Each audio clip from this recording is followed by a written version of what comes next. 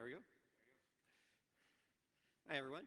You might want to move close to the front, and the reason is the next guy is really good, so you're going to want to be close to his show, and it's going to fill in. So if you'd like to move close, that'd be great.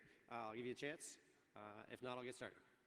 Wherever you're comfortable. I would encourage you. He's been known to give away free things, involve the audience, and light things on fire, so you might want to be close or further away from the fire, but it's your choice.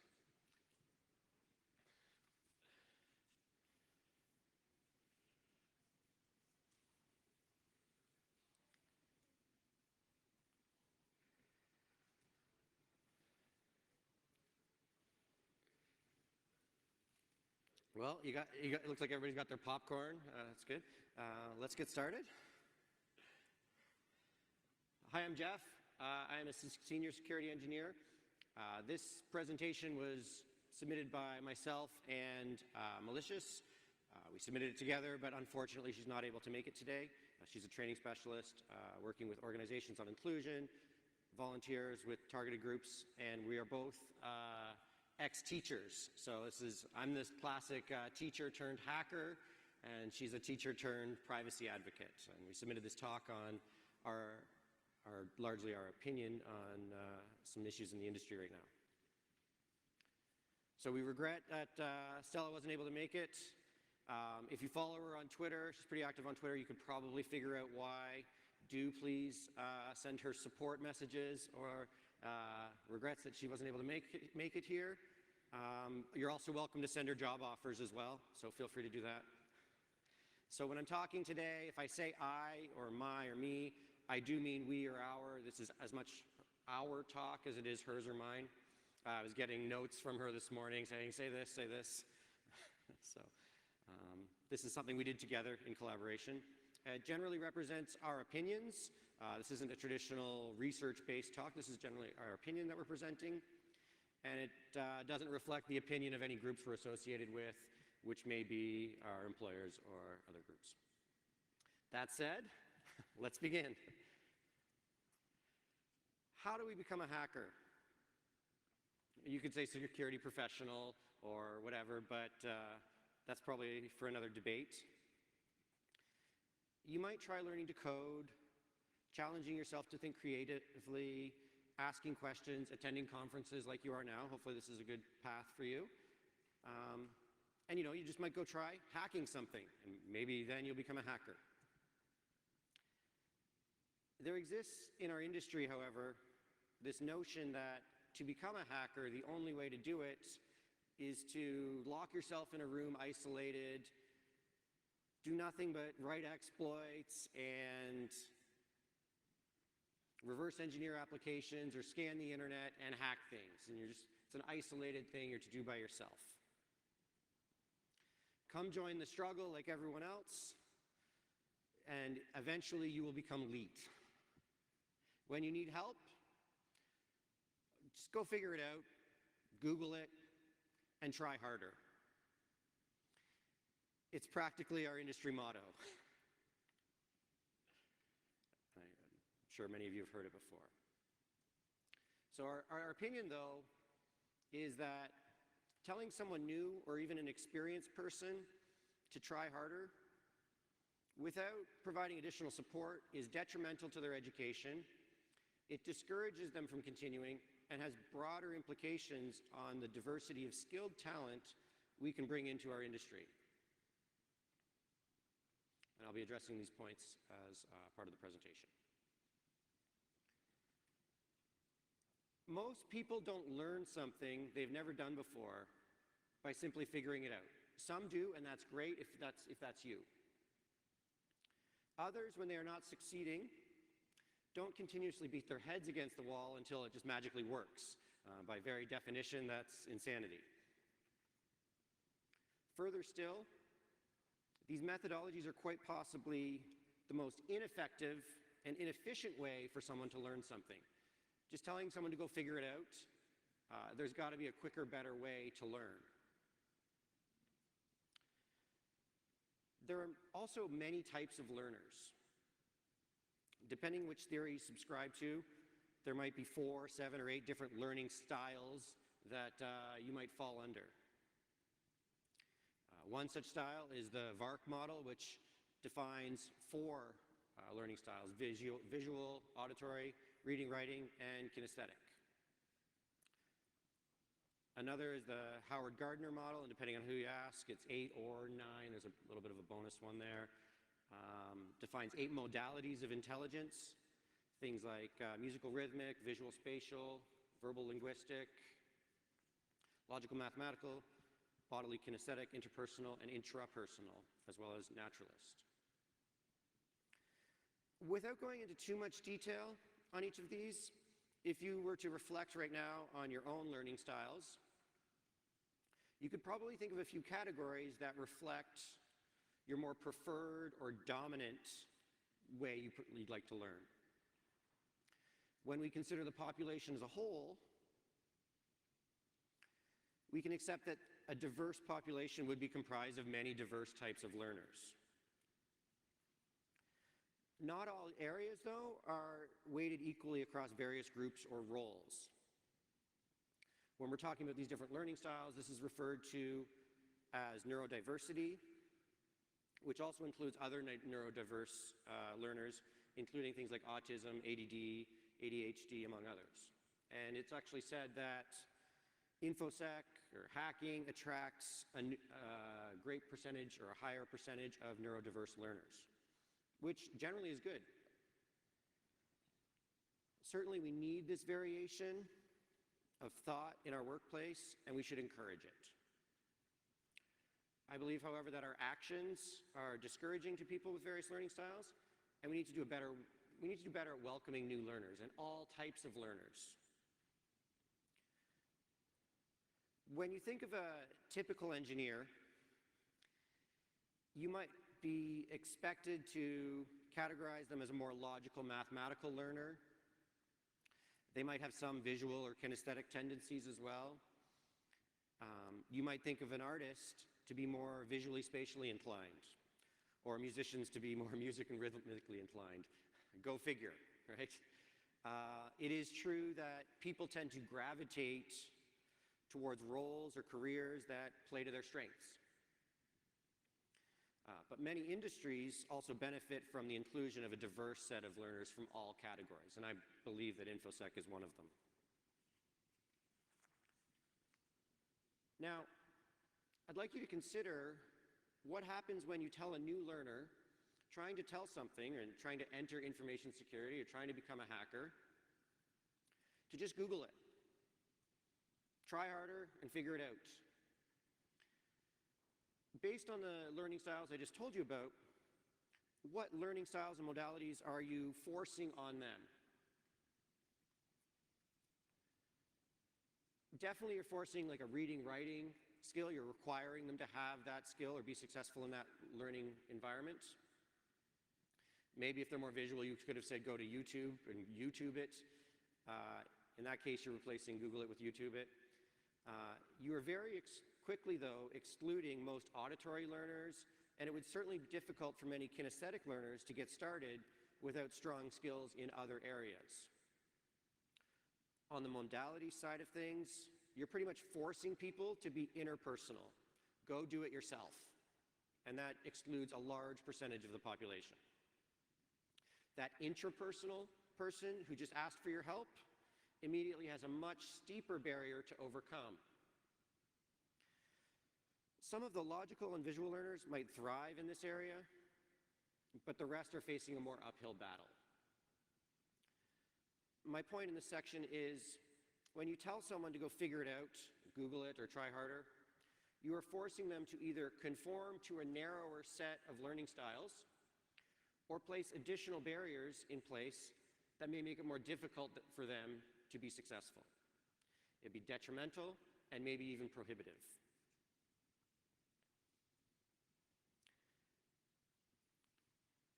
There are many reasons why learners struggle to the point where they are unable to learn a concept or even give up. In short, in order to get the best chance of success, you need to keep the learner engaged and at a level they can handle without getting bored or frustrated. And to teach to a method where they have the best chance of success for learning for their style. When it comes to keeping a learner engaged, we want to keep them in a bit of a Goldilocks zone. Too easy, they're going to get bored. Too hard, frustrated. Just right, sweet spot, super engaged, hopefully. When someone comes to you with a question, they are very likely either super excited about the concept they are learning and looking to be challenged further. So they're finding it easy and they want to learn more. They want to be kept in that engaged zone. Or they're getting to the point where they're frustrated and could use some extra help to keep them going. They're needing like a recalibration of their learning. What's your answer? And if you tell them to try harder, you might as well tell them to screw off. It's pretty much the effect you will have for either person that comes up to you. My hope is that you can see how this mentality has a discouraging effect on new learners. It also makes you a bit of an ass.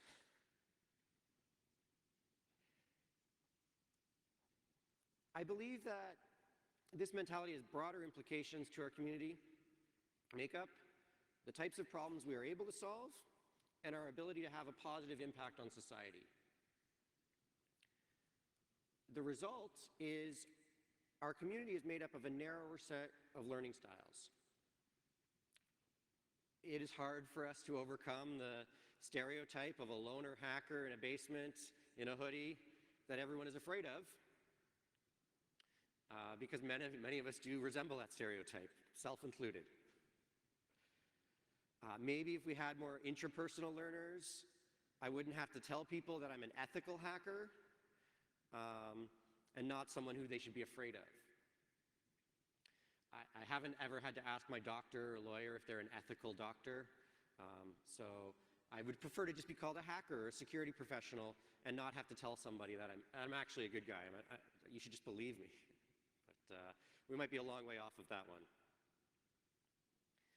But maybe those interpersonal learners, if we welcomed more of them into our group, could help inform society of the positive ways we contribute. Or maybe they could help educate the public on our activities so that we don't get arrested for doing things they don't fully understand. I mean, we saw this last week. Our limits on including diverse learners from other groups prevents us from solving problems that we can't relate to. As a simple example, how many of you have ever seen an application and thought, geez, what idiot engineer designed this? It's completely unusable. That's ArcMap. If you ever tried to use it, you might find it difficult. You might certainly find it overwhelming for most people, even visual learners. Look at all those visuals. On the more severe side, though, are real-world complex security and privacy problems. It is difficult for many of us to fully understand the impact of security and privacy decisions if we can't relate to the threat model or the learning styles of the users whose lives we are impacting by these decisions. We are not encouraging empathy or developing it through our personal interactions. And one of my notes this morning I got from Stella was just scream empathy at them all day, and hopefully that'll translate into more caring in our industry. The result is we create a mob of people that think and act the same. In reality, it is the outliers we need to give a bigger voice to help overcome our weaknesses supporting other learners. I wanted to take a few minutes to cover some counterpoints that that often come up when I try to argue why we shouldn't be saying try harder. There may be more, but I'd be happy to discuss and refine my position later over a beverage after this talk. I'm more than happy to speak with you further. The first counterpoint is If we don't make hacking hard, it will lead to unqualified charlatans selling snake oil. And this, if you're not familiar, this was a booth at RSA last week where a company bought a booth to legitimately try and sell snake oil. And I think the counter argument was our product's not snake oil like everybody else at this booth, at this conference. That was the argument they were making. Regrettably, I don't think we'll ever squash the last charlatan in our industry. They'll always exist in industries where the general public have trouble understanding what's going on and what the concepts are whenever there's a clout of confusion. Cryptocurrencies are full of them right now, and lots of scams are in existence. The reality is InfoSec needs a lot more people. There's a massive shortage of skills, talent. I believe that bringing in more people to the community will make it harder for charlatans to exist, as there will be more qualified people to call bullshit and discourage their behavior. The second argument is InfoSec isn't an entry-level position. I hear this a lot. You also see this in job requirements, and it can be discouraging for new people to try and enter the field. Did you know that there's almost as many CISSP postings as there are qualified CISSPs? This is based on a 2015 study, but it's been continuing to grow in that rate since. I agree that security director, CISO, and many other positions are not entry level. But if not enough schools are teaching security and you don't hire fresh grads anyway, how else will someone learn? And how will they learn from someone else? It might be better to try and structure your organization in a way that allows for a certain percentage of new learners of various learning styles to participate. And it can work with your organization if entry-level roles as they grow their skills. I was doing a security assessment a couple months ago, and one of the members on the security team a few months earlier was actually one of the bank tellers, and now they're on the security team through the company's internal training system or process, the way they invest in people. And to do this, we really need to value training and professional development within an organization. It takes investing in your employees for long-term growth.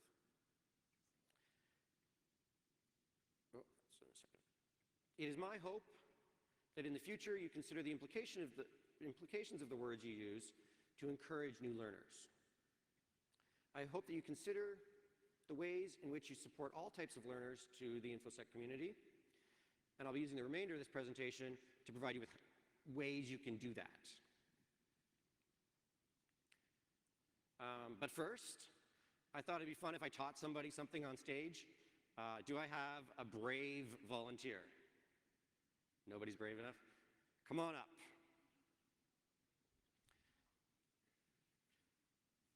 Now that you've volunteered, there's absolutely no backing out.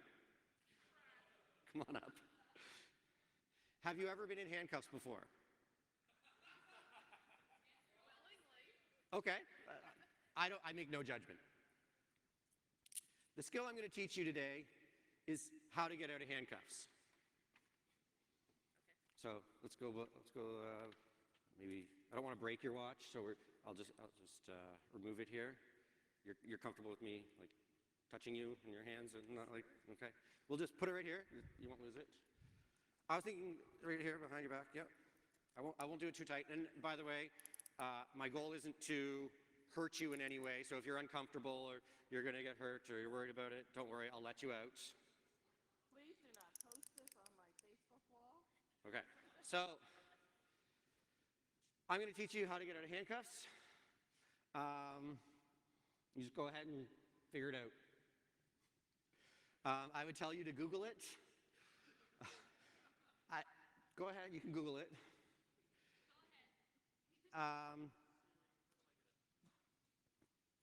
Figure it out, whatever the other one, Google it. Try harder, certainly, if you're trying it. You can see how it is quite difficult. She has a very literal obstacle in front of her to prevent you from learning this skill.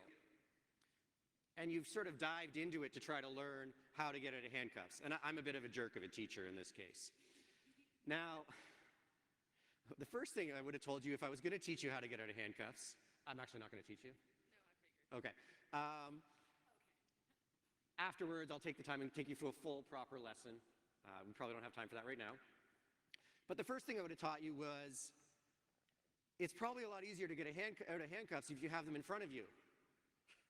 And it's probably easier if your hands are in a different position than they might be right now. You might want to know where the tools available to you are. Maybe you need a lockpick, maybe you need a shim, maybe you need something else. But otherwise, you're stuck there. So I hope you can realize, like, just telling someone to try harder, if they don't have the skills and tools available to them, or it's not to their learning style, or they can't visualize it. Some people can figure this out. Others might be there for a while. I'm not going to put you to that test, but I wanted to give the point that when you tell someone to just try harder, you're not actually helping them. There is a very few number of people who use that as a motivating factor, but most don't. I think I have a key somewhere. That's okay. I think my instructor bought a lockpick. Okay, well, I've got the actual key. If I can find the hole. Yeah, oh, I dropped it. I think you're going to be there a little bit longer. Okay, so it seems like you have a little bit of experience and prior knowledge on this. That's like I said, no judgment. I'll let you try if you'd like to keep working on it, and afterwards, I promise I will take you through a full lesson if you want. There you go. Round of applause. No, I've challenged the next speaker to a gentleman's competition, but he hasn't accepted yet, so we'll see if he'll accept. Thank you. I didn't get your name? Thank you, Mary. Oh, and your watch.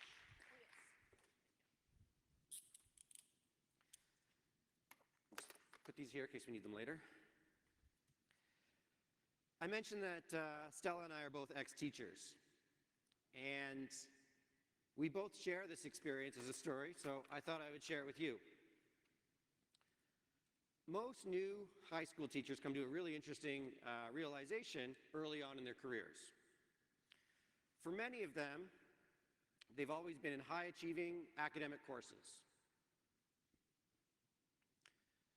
Everyone around them was mostly keen to learn, read ahead if necessary, do extra credit, and could generally pay attention for more than 10 minutes without getting too distracted. I might be the exception to that. In university, we read textbooks, stayed awake through 3-hour lectures most of the time, absorbing as much information as we could. We were able to work independently on large essays or projects, and we're generally able to learn independently or with limited additional support. In Teachers College, we were surrounded by other, mostly high-achieving academic learners, but something different started to happen. Here we learned about all different learning styles that I shared with you, and other teaching styles to accommodate those learning styles. Ideas like project-based learning, differentiated instruction, where you accommodate to a variety of learning styles, and developing what's called a growth mindset, along with many other buzzwords depending on the current political regime, and anyone who's worked in education can probably relate to that. You mean we won't be lecturing for hours at a time? And the students won't just hang off our every word and sit in their seats for prolonged periods of time? In most areas, where I'm from Ontario, if you finish Teachers College and you're lucky enough to get a job, the first classes you will be teaching will certainly be the challenging ones, the ones that not necessarily every other teacher wants to teach. Surprise. The realization that you quickly come to early on is that there are many, obviously, diverse learning styles who don't learn any way close to how you learned to become a teacher. There are many who would not thrive in the same environment you are accustomed to, and if you want to teach them, you'll have to quickly adapt to survive, or they'll eat you alive. For me, I'll always remember that first grade 9 applied French class I ever taught. At the time, I'd been teaching for a couple years, but I needed a job, and they needed a French teacher, so there I was. And in Ontario, every student from about grade 3 to 9 needs to take one French class a year. So sorry, did you interpret that, or did I say that? Okay, one French class. And this class is mandatory for all grade 9 students to graduate. So this represents the last French class most of them will ever take. The students who may choose to continue to take French are usually in a more academic class at a different level. And I do know some teachers who absolutely love teaching this class. This one wasn't for me. Just to give you a little bit of a picture, I didn't quite have that many students in the class, but at days it felt like that. My lesson for the day would often include no fewer than 10 short activities to work through at different times, because some students would chew through them so fast they'd be bored and need continuous work in front of them. Others would barely make it through 1 or 2 in a day. Getting them to listen for more than 5 minutes all at once, in their seats for 2 minutes even, was hard enough. Some students would finish, like I said, to get finished quick and get bored. Others need support and help and extra one-on-one time, which is a challenge to do when you have so many diverse learners. No, I don't advise that my students try to get drunk by licking hand sanitizer. Tide Pods weren't invented at the time. There was an interesting story where a grade 12 student was absent from their class the previous day and they had missed a test. So the teacher next door came over and said, so-and-so needs a quiet place to work. Can he write his test in your class? I laughed a little bit, but said sure. By the end, they never wanted to return to that class again, because it was that same wide awakening that grade 12 academic student had never experienced a class like that either. I could probably go on for hours about this class, and I think if you talk to most teachers, they've got stories of the worst class they've ever had to teach, or the most challenging class. In order to survive, though, this is the important point I want to make, is you have to quickly learn strategies to help engage learners at their level. You need to connect with them and keep them engaged to be successful. I'm sure there are many of you here today who didn't come from a university setting into information security. Many of the best hackers I know barely finished high school and have wild stories how they got into the field. I hope we can be more accepting of new people who can join through whatever means is most efficient and comfortable for them. And that's some strategies now for the rest of the presentation. So my main thing I want to get into your head, and I've left you with one thing today, is if you could take try harder out of your vocabulary, that would be excellent. And instead of saying try harder, have you tried? And asking the learner, have you tried doing this thing? Have you tried doing it this way? Or try harder is fine if it's something you say to yourself to motivate it yourself. You try harder to understand why the learner is asking that question. Try harder to understand their challenges, and try harder to adapt to their learning styles to help accommodate for them so that they can be successful. There's this notion of metacognition and reflection, and there's different philosophies on it, but really you want to encourage a learner to think about their learning. Different education professionals have different philosophies. Reflection is a precursor to action. You should be reflecting on the things you've done and the things you're doing as you're doing them. So if you can encourage reflection on action and reflection in action. Scouts Canada uses a model called Plan, Do, Review, where the youth are expected to plan their activity, do the activity, and then review on it. And I think it's important for accepting people for what they know. In our industry, if you don't have to prove you're the best. That would be a big one. Everybody thinks they're the best. Accept that everyone has a different perspective and knows different things. That learner who's coming to you, you can probably learn a lot from them as well. If not, you can learn about how you will better teach them in the future. Like I said, maybe you can learn from them. There is a difference between something being accessible because anyone can Google it versus a tutorial that caters to diverse learners and learning styles and meets their needs. So it's an important concept. You can say, oh, my course is accessible because you can read it all online. That doesn't mean it's accessible to all learners. It might be low. Yeah. If I were to leave you with this, I would say that try harder should be something you say to yourself if you really want to. To everyone else, try helping, try relating to their preferred learning style and demonstrate an idea in that format. Accept them for what they know and ask questions that encourage personal reflection. Interesting, my parting words for you would be that hackers are supposed to be those non-conforming members of society. We are the outliers, the people who call bullshit on everything and hold society to account. When we say try harder, it creates a structure for people to conform to and force them to conform to our ideas of what a hacker is. So maybe don't do that. I want to thank you for your time.